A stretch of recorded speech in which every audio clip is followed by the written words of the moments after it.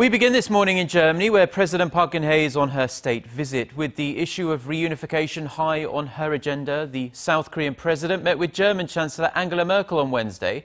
For details on those talks and what else the president has been doing in Berlin, let's now connect live to our correspondent Choi You-sun, who is travelling with the president. You-sun.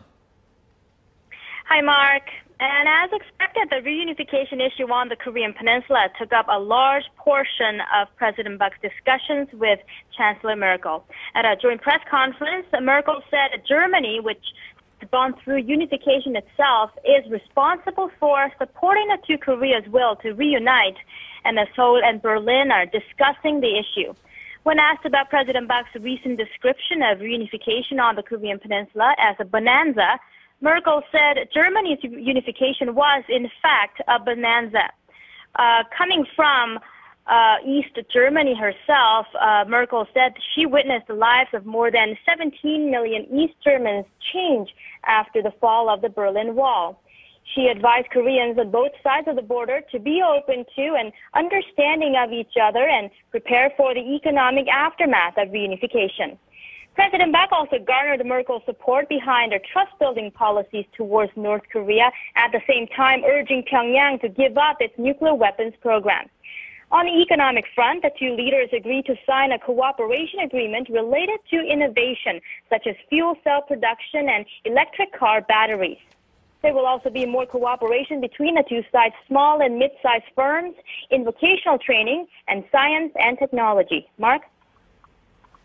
Well, it certainly sounds like they got through a lot during their talks. So what else has President Park been up to in the German capital?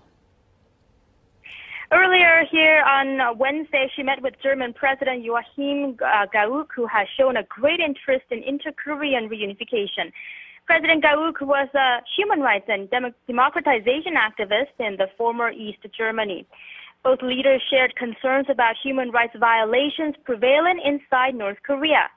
President Park also visited the Brandenburg Gate, a landmark in Berlin, symbolic of German unification.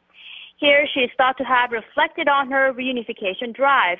And if you look at President Park's itinerary in Germany, you can see that reunification is the main theme of this visit. On Thursday here, she will meet with former German officials who played leading roles in German unification and ask for their advice. The following day, the president is scheduled to speak at a university in Dresden, where she's widely expected to lay out the details of her reunification policy. Mark? Okay, You-sun, thank you for that. That was our presidential office correspondent Choi You-sun reporting on President Park's discussions with German Chancellor Angela Merkel about inter-Korean reunification and boosting Seoul-Berlin ties.